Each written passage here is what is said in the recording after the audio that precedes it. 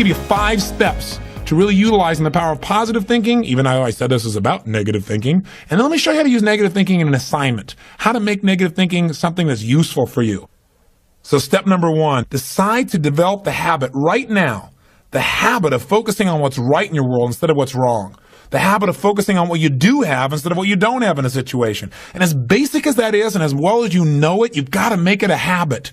Because those habits form the chain of your ultimate character, of who you become and how you end up living your life. We've got to condition ourselves, because if we don't, we'll go back to the automatic state that most people live in today's society. The way to develop the habit is to go on a mental diet. I did this several years ago. As positive as I was, and I was going through unbelievable pain at the time.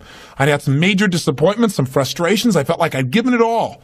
But what turned me around is one day I picked up this book called The 7-Day Mental Diet. It was a little tiny little booklet. And all the booklet really did was, for about 12 of the 14 pages, it challenged me to really see if I could really truly, for 7 days, live my life without one negative thought. And it kept saying throughout the book, now don't just say, yeah, I can do it, and don't just say, I'm going to do it. Think for a while before you commit to this. Don't actually commit unless you're really going to do it for 7 straight days, no matter what. It doesn't mean you don't have a negative thought. It just means that if you have a negative thought, you don't speak it. You set it aside. You forget about it. Or you replace it. If you say something negative, you go erase. What I really mean is this. Or you say, that's not what I mean. Here's what I mean is this. And you immediately focus on something good. It's not that nothing negative ever comes out. It's that you immediately do not allow yourself to hold a negative feeling, a negative thought for 7 straight days, day and night, even when it gets tough, even when somebody disappoints you, even when you get frustrated, even when you give your all and it still turns up lousy. Listen, if all I did was rant and rave on this tape and you didn't listen to anything else I said, but you took on this 7-day challenge, you can't believe what it'll do to your life. Now, I got to tell you, when I first read the book, I thought, wait a second, being positive isn't going to change my life. I got to deal with the real problems around me, those real challenges that are out there. I don't want to just be positive. Somebody says, how's it going? I go, I'm doing great. And they go, why? You go, I don't know, but I just feel good. I don't want to be that way. I want to be real. I want to be on top of things. But you know what? I thought, wait a second. I can be positive about solutions. I can still notice that there's some challenges out there without being negative about it. I can look at the challenges and say, okay, here's what's good about this. Here's how we can use this. Here's how we can turn this thing around. And continue to focus on that. So I took on the challenge for 7 days, changed my life. Now, by the way, one of the keys is you have to have 7 straight days of being absolutely positive. Not one negative thought, not one negative expression that you hold on to. Got to let go of it immediately. If you do not do this, if you're 3 days into it and you do well, and then you have a bunch of negativity, you got to start over. And you know what? After you go about 4, 5, 6 days in a row doing really well, something major negative is going to happen. How's that for some positive programming? But what it is a test to see how committed you really are. I'll tell you something. After 7 days, you feel like a different person. People around you respond to you like you're different as well. All you want to do is establish the habit of noticing what you do have instead of what you don't have. Noticing what's great about a situation versus what's not great. Focusing on solution instead of problems. That's what changes your life. Here's key number 2. Instead of judging yourself and others, decide, remember these are decisions, decide right now to become curious instead of judgmental. But remember, when you find fault in other people, when you start noticing constantly how they've wronged you, how this person is not good enough, or they're too egotistical, they're too proud, or they don't really care about people, as soon as you start judging other people, you just got to remember something. If you start judging other people, you're going to also start judging yourself intensely. If you're angry at other people, there's a very good chance you're angry at yourself as well. Maybe you need to perceive more and judge less. Maybe instead of finding fault with other people, without really thinking about what they've gone through to be where they are this day, maybe we can get really curious about what's making this person be in the state they're in, or what's the motivation behind this person's anger. For example, a lot of times we think somebody's being negative or angry or we're frustrated with them, but we never bother to find out what's really going on. I know myself, I was at a party recently and I fell prey to this. There was a woman who came to the party. Everybody behind her back was talking about how unbelievably egotistical this woman is, how negative she was. But you know what? I sat next to her at dinner time and I got a chance to really find out who she was. I got curious about her. And I began to find out about all the pain she'd been through in her life. When I realized was this woman was just barely hanging on to her life. She just needed to know that people cared, but she was so afraid of being rejected that she put out this ego because she didn't want someone to reject her, so she figured she'd reject them first. And I got a chance to really know her, and she was a wonderful person. I'll tell you something else we've got to be careful of that ties in with this, of our being judgmental. Out of our fear of having heroes in our society today, we seem to try and consume them and destroy them as quick as we can. We try to find something that's wrong with our heroes because, boy, we don't want another Jim Jones. We don't want another Jim Baker. Remember, we got to judge less, perceive more. We got to get curious. Instead of living in a society where we're so afraid We're so afraid to believe in anything or anyone that we believe in nothing at all, and we lose our power of positive thinking. We try to protect ourselves from things we maybe not even need to protect ourselves from. Or we live in a society where we try and destroy our heroes, where we take somebody like Barbara Walters, an incredible broadcaster, a woman of incredible integrity, who gets nailed by one person in a book, and it's in every newspaper across the land, how she probably stomped on people to get where she was. That's absurd. Or Martin Luther King, after he's passed on, somebody comes back and stomps all over his career and his reputation. Is that the society we want to live in? Any person who takes glee in watching another person's pain will experience plenty of pain themselves. Remember the quote, "He who is without sin, let him cast the first stone." The bottom line is, if you go looking for brown, you're going to find it anywhere you look for it, in others or yourself. Free yourself from the disease of making others wrong, and you'll free yourself from the disease of making yourself wrong. You have a lot more energy to create solution instead of problems. It's part of the power of positive thinking instead of falling for the destructive power of negative thinking. If you want to get curious, just ask yourself, what do I like about this person? Wonder what's going on with this person that would make them feel this way. How could I help this person? As you ask these kinds of questions, you may learn something about how human beings operate, about their motivations, maybe even some things about how to support yourself as you try to support others. Remember, get curious instead of judgmental. Here's key number 3. If you really want to develop the power of positive thinking as a habit, as a lifestyle, as a strategy for success, then decide right now to find something to appreciate from any seemingly negative person or situation. And develop the habit of giving compliments. See, if you really want to have some more positive feelings in your life, you got to keep focusing on what's right. You got to get curious. And most importantly, you got to find something to appreciate even in the tough times. Because in reality, as we've talked about so often before, the toughest times in your life sometimes provide you with the real resources to change your life. So what we've got to do is find something to appreciate. Not someday when things work out. We got to appreciate where we are right now. And this is something I talked to my daughter Jolie about today. Because she's in an experience today where I thought, well, gosh, she's not being very positive. And I'm going to talk about positive thinking. Because she came in to see me and she's feeling really sad. She's feeling really down, feeling really frustrated. And you know what her problem is? Her problem is she tried out and won the right to be amongst 3 girls who dance in the electric light parade at Disneyland. And that was about 3 or 4 months ago. She's been going there after school every day, driving from San Diego up to Anaheim, burning herself into the ground, getting up and going to school to be a straight-A student still and trying to visit with her family and her boyfriend. And she found herself maxing out. Now think about her problem. Her problem is that she gets to be at Disneyland and fulfill a childhood fantasy. Her problem is that she loves her family and wants to be with them as well. Her problem is she loves to be at school and really do that. Her problem is she has so much abundance that she has to figure out how to get it all in one day and she can't do it. And she's physically burning out. That's her problem.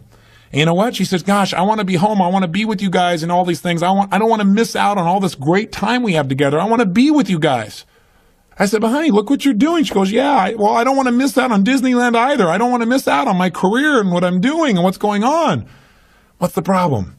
The problem is she's finding out what's negative in both situations. She's focusing on what she doesn't have instead of what she does have. Now, I could be negative about that and say, gosh, be more positive. But you know what? In reality, I realized being negative in this situation may not be bad. What do I mean? I don't mean being negative. I mean being intelligent. I mean being critical in your thinking. Seeing what you don't have is sometimes useful too. This is what I promised you in terms of the power of negative thinking. Here's how negative thinking can be useful. I sat down with her and I said, honey, let's look at the advantages and disadvantages of both. Let's not just be positive. Let's look at it. The whole thing is positive. Let's know that no matter what you choose, you've won. You have what most people dream about. But for a moment, let's be a little bit critical. What do you love about Disneyland? What's great about it? What is it giving you? And let's ask the question that maybe we don't ask very times when we're just being purely positive. What isn't it giving you? What are you afraid about? What are you missing by being there? What's great about being at home more? What's great about those things? What's not great about that? Be honest. If you were there, what might happen that's not good? What might you miss out on? And you know what? By getting her to use both positive and negative thinking, or to be more accurate, positive thinking and some critical thinking, looking at what isn't there for the moment, what she is missing out on, and allowing that pain to motivate her, she was able to clarify what's most important in her life and what's the best way to do that. And she came up with a plan that totally empowered her. After a couple hours of conversation and fun, she looks better than she has in about 6 months because she's finally resolved what's most important. And sometimes just being positive and keeping a stiff upper lip isn't enough. Sometimes you got to stop and say, I am positive. I'm going to approach this from a positive way. I'm going to stay in a positive state. But I'm going to ask some questions some people may think of as negative, which is what isn't working? Because if you're not willing to look at what isn't working, you can get yourself in trouble. So when I say number 3 is develop the habit of noticing something you can appreciate out of the situation, even something that seems to be negative. What I mean by that is find out what's working, but also appreciate what isn't working. Appreciate it enough that maybe it creates enough pain for you to want to make a change. Hey, being purely positive all the time is not the ultimate solution. Being purely positive 98% of the time to me is the solution. Remember our steps. Number 1, you're going to focus on how it really is. And that's what we did today. Jolie and I sat down and said, let's see how it really is. And let's not just be positive. Let's stop for a second. How is it really? What's good? What isn't good? What's great? What isn't great in this context? Everything is great, but comparatively, what's great? What's not in both situations? Now, how do you really want it? And she decided how she wanted it. Now, what are we going to do to make that happen? And she began to take actions that have changed her life. Probably will affect the direction of her life, maybe even her career. And she feels joyous and excited because she went through the steps.